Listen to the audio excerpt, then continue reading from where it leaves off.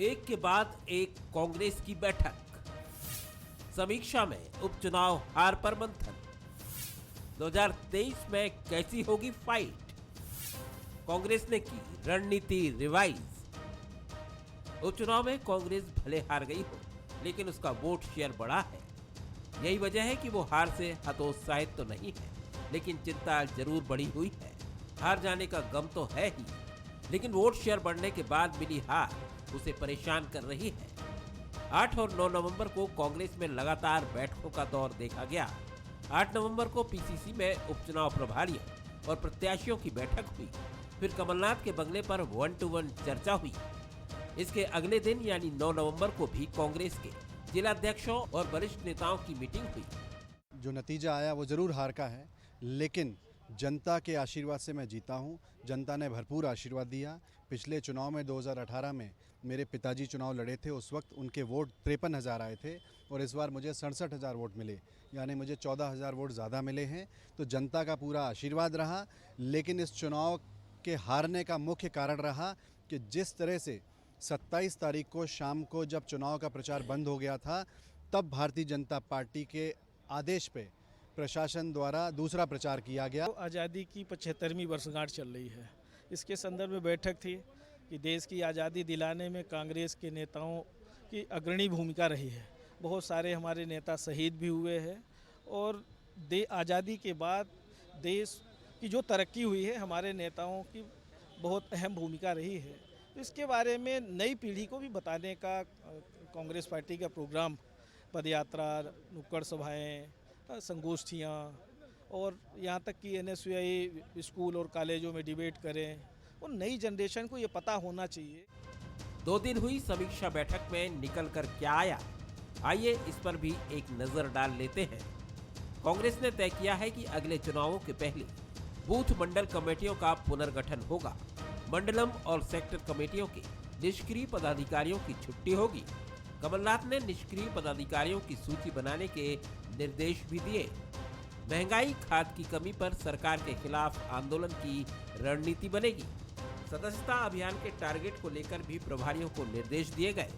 इन सब के अलावा स्वतंत्रता सेनानियों की कहानी भी जन जन तक पहुंचाएगी कांग्रेस। वो कांग्रेस ये बताए कि 55 साल में उनने भारत देश के लिए क्या काम किया। गरीबी में ढकेलने का काम किया, भारत देश को भ्रष्टाचार युक्त बनाने का काम किया, बेरोजगारी देश में सबसे ज़्यादा बढ़ाने का काम किया।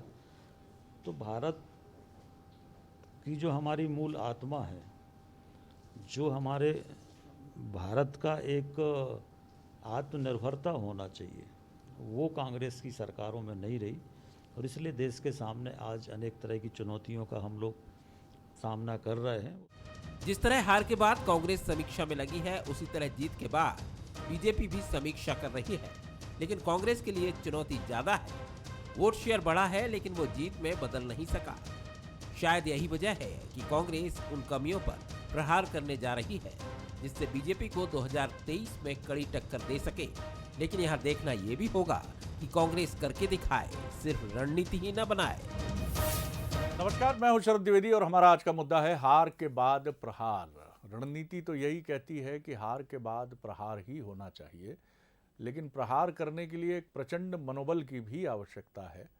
और ये प्रचंड मनोबल तब होता है जब आप हार और जीत के मध्य किसी निष्काम योगी की तरह अखंड और अटूट भाव से खड़े होते हैं। बात आध्यात्मिक है, गहरी भी है। आप सोच भी रहे होंगे, राजनीति के इस मंच पर अखंड, अहरनिश और निष्काम कर्मयोगी, ये जैकेटधारी महोदय, एंकर महोदय क्या प्रस्तुति कर रहे हैं। लेकिन सर, जो सत्य है वो सत्य है। सूर्य हमेशा जिस दिशा से निकलते हैं वहीं से निकलेंगे। हार का जवाब देने के लिए न षड्यंत्र और दुर्भिसंधि करने की ज़रूरत होती है और न ही ये मानने की ज़रूरत होती है कि अब हम समाप्त हो गए, चुक गए, अब हम खत्म हो गए। अगर आप हार का जवाब जीत से देना चाहते हैं तो सबसे पहले तो आपको हार और जीत से बाहर निकलना होगा। आपको ये मानना होगा कि ये एक खेल है, इस खेल में पलड़ा कभी उधर झुकता है, कभी इधर झुकता है। कांग्रेस के साथ जो चुनौती हम देखते हैं वो चुनौती यही है कि या तो आप सच को शायद सच के रूप में देखना नहीं चाहते हैं, और या फिर वो जो तौर तरीके हैं जो जीत के लिए आवश्यक हैं, क्या जिस बैठक की हम बात कर रहे हैं उस बैठक में ओजस्वी वक्ता दिल्ली से भी आ सकते थे, राहुल गांधी ऑनलाइन जुड़ सकते थे?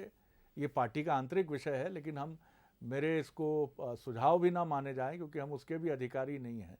लेकिन अगर इस बैठक का स्वरूप बड़ा करना है आपको, तो आपको उन दिग्गज वक्ताओं को लाना ही होगा। क्यों बड़ी बड़ी कॉरपोरेट कंपनीज अपने एम्प्लॉयज़ के लिए उन लोगों को बुलाती हैं जिनको हम मैनेजमेंट गुरु बोलते हैं?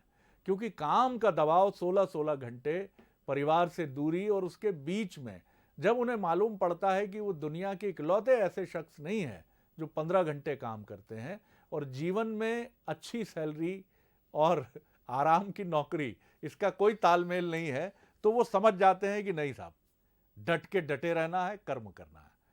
दूसरी तरफ बीजेपी में ये चीज़ें कुछ कुछ कॉरपोरेट की तरह हैं। वहाँ काम डट के करना है, फल मिलेगा कि नहीं मिलेगा इसको लेकर भी आपकी बहुत दृष्टि क्लियर नहीं है, लेकिन बीजेपी एक मैकेनिज्म से चल रही है। लेकिन फिर हम कहेंगे कि कांग्रेस एक ऐसी पार्टी है जो अंतिम ओवरों में बैटिंग करती है और ज़बरदस्त बैटिंग करती है और चौंकाती है वो बीजेपी को हमेशा, और इस उपचुनाव में भी उसका वोट शेयर भी बढ़ा है और एक 31 साल पुरानी बीजेपी केंद्रित सीट को भी वो लेने में कामयाब रही है। आज बात करेंगे कि क्या प्रहार करने की शैली और तैयारी की तरफ बढ़ रही है। लंबे समय बाद कांग्रेस के नेता एक साथ नजर आए, अच्छा लगा, बहुत ही अच्छा लगा। जो मेहमान हैं उनसे मिल लीजिए। मेरे साथ हैं सुशील शर्मा, वरिष्ठ पत्रकार, राजनीतिक विश्लेषक, आशीष अग्रवाल जी हैं, बीजेपी के युवा नेता, प्रवक्ता, और मिथुन अहिरवार जी हैं, दोनों ही युवा नेता हैं और बहुत ही बढ़िया और विनम्रता से तथ्यों पर बात करने वाले ये प्रवक्ता गण हैं, इन पर भी निगाह रखिए। सबसे पहली टिप्पणी सुशील जी, एक संक्षिप्त टिप्पणी आपकी, फिर मैं आगे बढ़ता हूँ। कांग्रेस की स्थिति क्या लग रहा है आपको, प्रहार की तरफ है? नहीं, अब कमलनाथ जी कोशिश तो कर रहे हैं कि किसी तरीके से 2023 के मुकाबले में कांग्रेस को तैयार कर सकें, लेकिन उपचुनाव के परिणाम उस तरफ इशारा नहीं करते हैं। अगर आप उपचुनाव के पूरे उसको विधानसभा में डिवाइड करेंगे तो 11 विधानसभा सीटें थी, खंडवा की आंख और तीन इनकी मिला दें तो 2018 में आप 5 पर जो है आगे रहे थे, वो सिमट के आप 3 पे आ गए हैं। तो ये एक जो डिफरेंस आप मतलब परफॉर्मेंस बहुत अच्छा नहीं रहा है। कुछ आपकी परंपरागत जो विधानसभा सीटें थी जहाँ से आपको बढ़त भी मिलती थी, वहाँ पर भी आपका जो है बढ़त कम हुई है। वोट शेयर को आप अलग तरीके से देख सकते हैं, लेकिन आपको अगर माइक्रो लेवल पे जाके जब तक कमलनाथ जी काम नहीं करेंगे, बूथ वाइज यदि आपने ये एनालिसिस नहीं किया कि हम जो बूथ जीत रहे थे वो हारे क्यों, तब तक ये व्यर्थ है कवायद। दूसरा, यदि गलती पकड़ में आ रही है तो फिर एक्शन होना बहुत ज़रूरी है। यदि एक्शन नहीं होगा तो फिर जैसे बाकी कांग्रेस में पहले चलता रहा है वही चलता रहता है कि स्थिति रहेगी, तो फिर 2023 भी आपके लिए और कठिन हो जाएगा, क्योंकि बीजेपी की तैयारी बिल्कुल अलग तरीके की हो गई है। वो बहुत ही रणनीतिक रूप से, देखिए, उन्होंने पृथ्वीपुर जैसी टफ सीट को जीता है, उन्होंने जोबट जैसी टफ सीट को जीता है, भले वो प्रत्याशी बाहर से लाए लेकिन रणनीति तो उन्हीं की थी। तो अंत में अगर वो सफल हो रहे हैं तो कमलनाथ को इस तरफ फोकस करना होगा, और वो जो सर्वे टीम है, जो प्रत्याशी चयन में जो अपनी सर्वे टीम को लेके आते हैं, उसको भी जो है कहीं ना कहीं आपको कसना पड़ेगा कि किस तरीके से सर्वे में आप जो प्रत्याशियों के नाम सामने लाते हैं। मिथुन जी, मैं फिर कहूँगा कि कांग्रेस के लिए चीज़ें निराशाजनक प्रतीत नहीं होती, क्योंकि 2 ही दलों की राजनीति है मध्य प्रदेश। अभी तक आप दोनों को ही श्रेय मिलेगा इसके लिए कि आपने इतनी मजबूत प्रतिद्वंद्विता रखी है कि उत्तर प्रदेश से आने वाले 2 प्रमुख दल, समाजवादी पार्टी, हालांकि आप ले आए हैं एक को, समाजवादी को, आशीष जी की बात कर रहा हूँ, लेकिन समाजवादी और बहुजन समाज पार्टी जो हैं ये मध्य प्रदेश में अपनी जड़ें नहीं जमा पाई।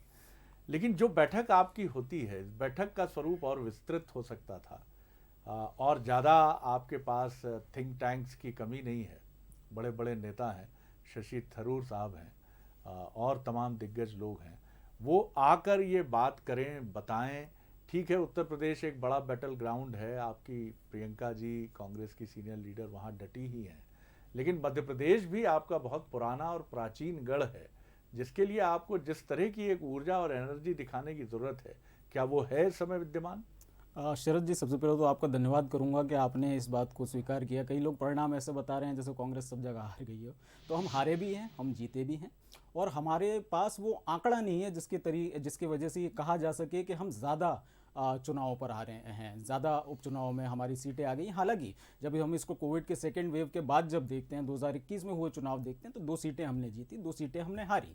ये बहुत स्वाभाविक है और ये हमेशा कहा जाता है, ये ऑब्जर्व किया जाता है पॉलिटिकल एनालिस्ट के द्वारा कि जिस पार्टी की सरकार होती है बहुत सामान्य होता है उसके लिए चुनाव जीत जाना। लेकिन अगर कांग्रेस पार्टी उनकी सरकार होते हुए भी चुनाव जीत रही है, सरकार के खिलाफ जीत रही है, ठीक उसी तरीके से जिस तरीके से कभी अटेर का जीता था, चित्रकूट का जीता था, मुंगावली का जीता था, कोलारस का जीता था, जो दमोह का हमने जीता, हमारी सरकार रहते हुए हमने अपने उपचुनाव जीते। तो मतलब कहीं ना कहीं जनता जो है भारतीय जनता पार्टी से नाराज है और यही कारण है कि भारतीय जनता पार्टी के इन 3 उपचुनाव में जो अकेला कैंडिडेट भारतीय जनता पार्टी का मूल कार्यकर्ता था उसको जनता ने हराया है। दूसरे कैंडिडेट जरूर कांग्रेस से गई, दूसरे कैंडिडेट प्रहार आप क्या करेंगे? प्रहार देखिए, प्रहार जैसी राजनीतिक हमारी जो रणनीति है उसमें हम लोग ये सुनिश्चित करेंगे। देखिए एक टर्म होता है like nothing succeeds like success. तो जब आप सफल होते हैं तो आपकी जितनी भी रणनीतियां के पॉइंट्स होते हैं वो सब आपके लिए काम करते हुए दिखाते हैं। कांग्रेस पार्टी इसमें इसके साथ साथ एक और चीज़ में यकीन रखती है, नथिंग फेल्स लाइक फेलियर। मतलब जब आप फेल हो जाते हैं तो ऐसा लगता है कि सारी चीज़ें गलत, दोनों में ही अतिरेक है। हमारा ये बैठक इस बात को लेकर के है कि हम अपने पॉइंट्स को निकालें, कहाँ हमसे गलतियां हुई, कहाँ हमारे स्ट्रॉन्ग पॉइंट्स थे और कैसे आगे रणनीति बनाई जाए कि भारतीय जनता पार्टी के खिलाफ जो जनता की नाराजगी है उसको वोटों में तब्दील किया जाए। ना केवल वोटों में तब्दील करके जीत हासिल किए बल्कि वो आंकड़ा हासिल किया जा सके जिसकी वजह से आने वाले समय में सरकार को हम लोग हासिल कर सकें। भारतीय जनता पार्टी की वोट जी, ये महत्वपूर्ण बात है। लेकिन चुनाव की तरह ही लड़े जाते हैं और जीते जाते हैं। आप ये नहीं कह सकते इसमें कि हमारा चुनाव नैतिक है, आपका अनैतिक है। आपके समय भी आपने चुनाव जीते हैं और चुनाव जीतने की जो लड़ाई है ये अर्वाचीन काल से एक ही है कि जिसको आप कह रहे थे अभी, नथिंग सक्सीड लाइक सक्सेस। बिल्कुल ठीक, मैं आऊँगा आपकी तरफ, क्योंकि बात ये है कि चुनाव को लड़ना है तो आपको उन तमाम बिंदुओं को ध्यान पर रखना ही होगा। हम ये बात पहले भी कह चुके हैं कि शिशुपाल जी की दृष्टि कांग्रेस की तरफ भी हो सकती थी। सुलोचना जी को तो कांग्रेस ने मिस ही किया, मिस द बस। सुलोचना जी को आपने वो छूटी कांग्रेस से तो बीजेपी की तरफ गई। बहरहाल लेकिन अब देखना है कि बीती ताही बिसारी के आगे की सुधीले, और जो आगे की तरफ देखता है वो अतीत की कड़वाहट से मुक्त होता है। आशीष जी, देखिए, जब मर्ज गहरा हो और इलाज सतही तो परिणाम क्या होंगे, वही कांग्रेस की स्थिति। हम कहते भी हैं कि अगर फोड़े को छुपाओगे तो वो नासूर बन जाएगा, और अब कांग्रेस का ये फोड़ा नासूर बन चुका है। वैसे मुझे लगता है कि इस देश में बच्चे से भी पूछेंगे कि कांग्रेस की असफलता का कारण क्यों है, तो वो कहेगा नेतृत्वहीनता। जो दल 3 साल से बिना एक फुल टाइम राष्ट्रीय अध्यक्ष के चल रहा हो, जहां पर मध्य प्रदेश में एक ही व्यक्ति को सब कुछ सौंप दिया गया हो और मध्य प्रदेश के 2-3 शीर्ष नेता अपने पुत्र को आगे लाने की लड़ाई लड़ रहे हो, ऐसे में संगठन किस बात का। दूसरी बात, ये जो कांग्रेस की समीक्षा बैठकें, ये कोई नया विषय नहीं है। ये समीक्षा बैठक करते हैं और उसके बाद तय करते हैं कि हम जो कर रहे थे वही करते रहेंगे। तो इससे बहुत ज्यादा कुछ हम ढूंढे नहीं। कांग्रेस एक द्वंद्व में फंसी हुई है, एक कंफ्यूजन में है कि लॉन्ग टर्म या शॉर्ट टर्म। कांग्रेस चाहती लॉन्ग टर्म रिजल्ट है, परंतु निर्णय शॉर्ट टर्म लेती है, उसके परिणाम आपको दिखेंगे। दूसरी बात, मेरे मित्र की बात से भी जो ध्वनित हुआ कि कांग्रेस नेगेटिव पॉलिटिक्स की ओर जा रही है, कांग्रेस नेगेटिव वोट बैंक तलाश रही है, परंतु कांग्रेस के वोट बैंक का क्या? कांग्रेस की झोली क्यों खाली रही 15 महीने की सरकार में, या यूपीए की 10 साल की उपलब्धियों को कांग्रेस क्यों नहीं बता पाती है, जिस कारण कांग्रेस का वोट बैंक निकल के आया? मुझे इसकी बात करना चाहिए। और एक बात, मेरे मित्र ने कहा कि 4 उपचुनाव हुए जिसमें उन्होंने दमोह का जोड़ा। मैं कहता हूं कि सबसे पहले तो आप 28 उपचुनाव और जोड़िए, जिसमें 2/3 सीटों को भारतीय जनता पार्टी के खाते में जनता ने डाला। और एक ये जो खंडवा लोकसभा है उसमें 8 विधानसभा थी, और इस पूरे गणित के बाद आप अपना एवरेज निकाल लीजिएगा। मुझे लगता है कि आप मूर्धन्य है, अपना रिपोर्ट कार्ड खुद बना लीजिए। नहीं, बहुत अच्छी बात है। और भारतीय जनता पार्टी की ये बड़ी कमाल की चीज़ है कि जब ये लोकसभा चुनाव में जीत जाते हैं तो उसको अपने विधानसभा चुनाव की जीत बताते हैं। भारतीय जनता पार्टी के हमारे साथी ये नहीं बताएंगे कि जिन 3 लोकसभा पर उपचुनाव हुआ तो उनमें से 2 में भारतीय जनता पार्टी हारी, तो क्या इसे मान लिया जाए कि मोदी जी की सरकार को जनता ने नकार दिया? झोली की आपने बहुत अच्छी बात कही कि इनकी झोली में ये है, झोली का अभी जिक्र किया था आपके लोगों ने कि कैसे उनकी झोली में, कैसे उनकी जेब में इस वर्ग के वोट है। मैं उस पर नहीं जाना चाहता। बात दरअसल ये है कि आज आपके पास जो बोलने का मौका है वो इस वजह से है कि क्योंकि हम 2 उपचुनाव विधानसभा के हार गए। आप इस बात को छुपाना चाहते हैं कि आपकी सरकार रहते हुए, जैसे वेस्ट बंगाल में हुआ, वहां की सरकार के प्रति इकबाल दिखाया ना, सारी सीटों पर टीएमसी जीती है। राजस्थान में हमारी जो सरकार है उसके लिए जनता ने मैंडेट दिया, सारी सीटें हम वहां जीते। लेकिन ऐसा कैसे हो गया कि आपकी सरकार रहते हुए? सवाल, मूल मुद्दा यही है जो आशीष जी ने कुछ बातें कही। मुझे मैं ये नहीं कहूँगा कि मैं उनकी बात से पूरी तरह इत्तेफाक करता हूँ, लेकिन जो बातें हैं उनका मर्म अगर आप समझेंगे कि राहुल जी की, मैं नहीं कहता रुचि नहीं है राजनीति में, बिल्कुल है, लेकिन जिस तरह से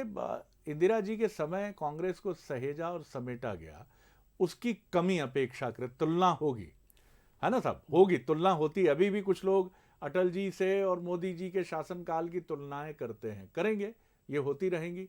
फिर दूसरी बात है कि कमलनाथ जी को भी एक वर्क डिस्ट्रीब्यूशन की तरफ क्या जाना चाहिए, विषय आपका है, लेकिन चीज़ें अगर एक व्यक्ति बहुत सारे दायित्व ले लेता है, भले ही उसको ये लगे कि अभी सुयोग्य लोग नहीं हैं, तो चुनौतियां तो बढ़ती हैं, और इसमें अगर केंद्रीय नेतृत्व का दखल होता है चीज़ें ज़्यादा स्मूथ होती हैं। देखिए शरद जी, ये बात कही जा सकती है, लेकिन वो भारतीय जनता पार्टी जिसको एक व्यक्ति से समस्या है, वो लगातार 10-12 साल तक एक ही व्यक्ति को मुख्यमंत्री बनाते हैं। जब 2018 का चुनाव, जो आशीष जी बताना उन्होंने ठीक नहीं, केंद्रण बड़ा अधिक है कांग्रेस का, ये तो है। बात मोदी जी से शुरू होती है, शिवराज जी परिक्रमा उधर ही चलती रहती है। 2018 में जिनके नेतृत्व में ये लोग चुनाव हारे, भाजपा के लोग स्वयं कहते हैं कि ज्योतिरादित्य सिंधिया जी के नाम पर वोट मिला और शिवराज जी के खिलाफ मिला, उन्हें शिवराज जी को आपने मुख्यमंत्री बना दिया। आपके पास दूसरा चेहरा नहीं है क्या? बात दरअसल ये है कि जब हम रेगांव की सीट पर देखते हैं तो कमलनाथ जी के किए हुए दावे और उनके द्वारा किए हुए वादे दोनों खरे उतरते हैं, लेकिन जिन 2 सीटों पर हम लोग नहीं जीत पाए, जल्दी से वहां पर जरूर हमारी कमियां और खामियां नजर आती हैं। देखिए, मिथुन जी का काम है, वो अपनी पार्टी को डिफेंड करने का मुश्किल काम कर रहे हैं, तो उनको बधाई। वैसे जिस संगठन में मेरिटोक्रेसी को मुश्किल काम सत्ताधारी दल के प्रवक्ता के लिए माना जाता है आशीष जी। जो संगठन मेरिटोक्रेसी को प्रमोट नहीं करता वो ऑब्सोलीट हो जाता है। आप अगर कांग्रेस का 67 से इतिहास देखें, चौधरी चरण सिंह, मोरारजी देसाई, और उसके बाद सीरीज में ममता बनर्जी, शरद पवार, हेमंत बिश्व शर्मा, मध्य प्रदेश में सिंधिया जी, ये कितने काबिल लीडर थे। इन्होंने ये अपनी पार्टी बना के दूसरी पार्टी में जाके साबित किया, परंतु कांग्रेस इनको नर्चर नहीं कर पाई। आज पूरा का पूरा G23 इंतजार कर रहा है, लगातार प्रश्न पूछ रहा है कि लोग कांग्रेस को क्यों छोड़ के जा रहे हैं, क्यों नहीं एक नॉन गांधी कांग्रेस का प्रेसिडेंट होना चाहिए। परंतु ये उस मूल बात पे नहीं आके अगर खुशफहमियां पालना चाहते हैं तो इनको मुबारक हो। जिन चीज़ों की चर्चा सुशील जी 4 सीटों के उपचुनाव में नहीं हुई, वो बीजेपी के कुछ ऐसे फैसले थे जो शायद इस जीत हार के गणित में छिप गए। पहला फैसला था हर्ष सिंह को खंडवा में टिकट न देना। दूसरा, बागरी परिवार से आने वाले मूल उनके पुत्र को जुगल किशोर जी के टिकट ना देना। ये कहीं ना कहीं एक ट्रेडिशन, मैं नहीं कहूँगा बीजेपी सेट करने की कोशिश कर रही है, क्योंकि चुनावी जीत हार के गणित में कुछ भी वर्जित है ऐसा मुझे नहीं लगता कि कोई भी मानेगा इसको। लेकिन फिर भी बीजेपी ये बताने की कोशिश अपने कार्यकर्ताओं को कर रही है कि अब हम इस परंपरा को फॉलो नहीं करेंगे, कि सहानुभूति की लहर है, चले जाइए, इसमें बह जाइए, इसमें आगे बढ़ जाइए और आप लेकर चले आइए। आप किस तरह देखते हैं? क्या बीजेपी कुछ ऐसे नवाचारी प्रयोग भी कर रही है चुनाव के लिए? चुनावी मजबूरियां या चुनावी रणनीति के प्रयोग तो वो कर ही रही है, लेकिन वो चेहरे बदल देती है, सारे घर के बदल डालेंगे। गुजरात की बात करें, दिल्ली म्यूनिसिपल बात करें, तो ये दोनों चीज़ों का एक आइडियल कॉम्बिनेशन लेकर चल रही बीजेपी, क्या कहेंगे? देखिए शरद जी, दरअसल बीजेपी कार्यकर्ताओं के मन को समझने की कोशिश करी। आप देखिए, अगर पिछले 2018-2013 में कई नेताओं ने अपने पुत्रों को चुनाव में उतारने की कोशिश की और कुछ चुनाव में उतारे भी गए, लेकिन उससे कार्यकर्ताओं में जो एक उपेक्षा या जो नाराजगी आ रही थी, वो उसको बीजेपी ने बहुत पहले पकड़ लिया, और उसी का नतीजा है कि आप देखिए कि अब बीजेपी वंशवाद या परिवारवाद, चूँकि आरोप वो कांग्रेस पर लगाती है, तो वो आरोप उन पर ना लगे, इसलिए वो बहुत क्लियर स्टैंड लेने की कोशिश कर रहे हैं। लेकिन एक गलती बीजेपी अभी भी कर रही है, अब वो वंशवाद से अगर किनारा कर रही है तो बाहरियों पर भरोसा कर रही है। बीजेपी को आगे चल के इस पर भी जो है चिंतन करना पड़ेगा कि क्या। लेकिन आपको नहीं लगता इससे बीजेपी को दो फायदे हैं? एक तो वो कांग्रेस की ट्रेडिशनल सीट्स को जीतती है, और जो उसकी सोच है कि इससे कांग्रेस को कमजोर करना है, चुनावी रणनीति की दृष्टि से क्या आपको इसमें कुछ गलती दिखती है? नहीं, बिल्कुल गलती है। देखिए क्या है, बीजेपी का अपना मध्य प्रदेश में एक वोट बैंक है और कांग्रेस का भी है। ये दरअसल अगर पृथ्वीपुर में जो हो गया, ये जरूरी नहीं है कि वो 2023 में रिपीट करेंगे तो वो परिणाम आएगा।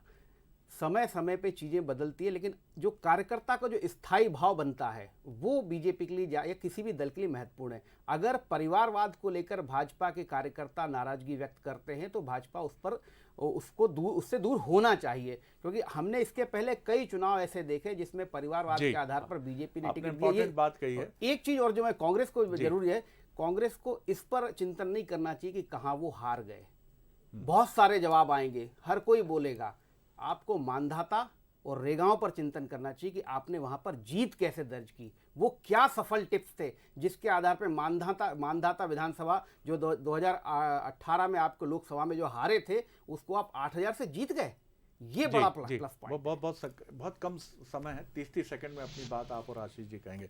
पहले मिथुन जी आप। बिल्कुल ठीक बात है। मैं केवल इतना कहना चाहता हूं कि हमने इन सब बातों को संज्ञान में लिया है और उसको लेकर के हम लोग मंथन कर रहे हैं। मैं वादा करता हूं कि हमारी पार्टी के मंथन से विष नहीं निकलेगा, और ऐसा विष तो बिल्कुल नहीं निकलेगा जिसको कि प्रदेश के मुखिया को पीना पड़ता हो। रही बात हमारे साथी की, बिल्कुल संक्षेप में कहूँगा, अगर आप इस कथित मेरिटोक्रेसी को आगे लाना चाहते हैं तो ज़रूर इस बात की घोषणा करिएगा कि अभिषेक भार्गव जी, सुकर्ण मिश्रा जी और कार्तिकेय चौहान जी को भविष्य में आप लोग टिकट नहीं देंगे, और इस बात को लेकर के आपकी बात मान ली जाएगी। और अगर मेरिटोक्रेसी बल्ला चलाना और किसानों को अपनी गाड़ी के नीचे कुचलना है तो ऐसी मेरिटोक्रेसी हमें नहीं चाहिए। तो हम तो जनता की बातों भी कुछ वादा तो आपको भी करना होगा। बिल्कुल, हम लोग वादा करेंगे। की बात फिर आप अगर अपने प्रतिद्वंदी से कर रहे हैं तो आपके यहाँ भी मैनिफेस्टो जारी होना चाहिए। बिल्कुल वादा करेंगे सर। सारे टिकट जो हैं चुनावी सर्वे के आधार पर दिए जाएंगे, और इस बात में ना किसी को फेवर किया जाएगा, ना किसी के अगेंस्ट किया जाएगा जी, ना किसी को फेवर किया जाएगा, ना किसी के अगेंस्ट फैसला जाएगा कि कोई नेता का पुत्र है या कोई जमीनी कार्यकर्ता है। अपने किरदार पर डाल के पर्दा वो कहते हैं कि जमाना खराब है। तो 1919 से 2021 तक जिन्होंने सिर्फ वंशवाद को ही प्रमोट किया, वो हमसे वंशवाद की दलीलें मांगते हैं।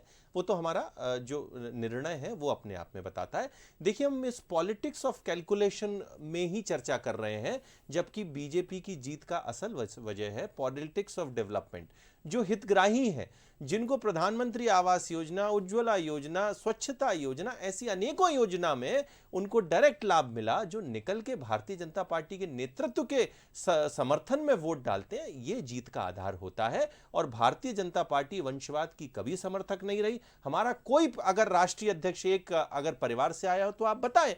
तो बात यह है कि भारतीय जनता पार्टी अपनी मजबूती को और मजबूत कर रही है, अपने जो कमजोर पक्ष हैं उनको मजबूत करने का प्रयास कर रही है, और कांग्रेस सिर्फ हमारी तरफ नजर उठा के देख रही है कि कैसे क्या आशीष जी बहुत हाँ ना जैसी शैली में विनम्रता से जवाब में अपेक्षित रखूंगा। जो बात सुशील जी ने बहुत मार्के की कही कि 2019-20 से बीजेपी का कार्यकर्ता अद्भुत संयम के साथ आगे बढ़ा है। जो फैसला टॉप लेवल पर हुआ उसने स्वीकारा। 28 सीटों के उपचुनाव में उसका संयम, उसके बाद 4 सीटों के उपचुनाव की बात कर लीजिए, दमोह एक एक्सेप्शन हो सकता है। लेकिन क्या 2023 में उसको इसका प्रतिसाद पार्टी देगी? और उसकी निगाह में, क्योंकि आप किसी से कुर्बानी नहीं मांग सकते हैं, आपको ये बताना पड़ेगा कि आपने इस काडर के सामने इसके निर्णय को स्वीकार किया है बिना, तो हम भी आपके लिए तैयार खड़े हैं। देखिए, बहुत स्पष्ट है कि भारतीय जनता पार्टी सिर्फ एक चुनाव लड़ने वाला राजनीतिक संगठन नहीं है। हम जनता के जीवन में बदलाव करने के लिए राजनीति करते हैं। इसलिए हमारे कार्यकर्ता का ना तो ध्येय सिर्फ चुनाव लड़ना है और ना होना चाहिए। इसमें उत्तर मुझे लगता है कि इस चर्चा का अगर फिर दार्शनिक भाव से हम समापन करें तो आशीष जी के इस उत्तर से बीजेपी की सफलता निहित होती है कि वहां कार्यकर्ता का सम्मान है। ये महत्वपूर्ण बात है, और ये जब तक रहेगा, आप तय मानिए, इस पार्टी से लोहा लेना प्रतिद्वंदियों के लिए आसान नहीं होगा। कांग्रेस में भी ये परंपरा रही है। जब सेवा दल का एक कार्यकर्ता नेहरू जी के कुर्ते पर बैज लगा ना होते देखकर उनको रोक देता है, और नेहरू मुस्कुराते हुए कहते हैं, नौजवान तुम देश के प्रधानमंत्री को नहीं जानते? वो कहता है, मैं जानता हूं आपको, लेकिन आपने बैज नहीं लगाया हुआ है, इसलिए मैं आपको अंदर प्रवेश नहीं दूंगा। ये परंपराएं कमजोर हुई। सेवा दल, माफ कीजिएगा, बहुत गरिमापूर्ण संगठन है, लेकिन उसकी दशा क्या है ये बताती है। कांग्रेस में कार्यकर्ता की दशा क्या है ये हमने 2003 के बाद से 2018 तक देखा है। कमलनाथ जी ने कोशिश बहुत की है, लेकिन ये सिर्फ उनकी कोशिश से नहीं होगा।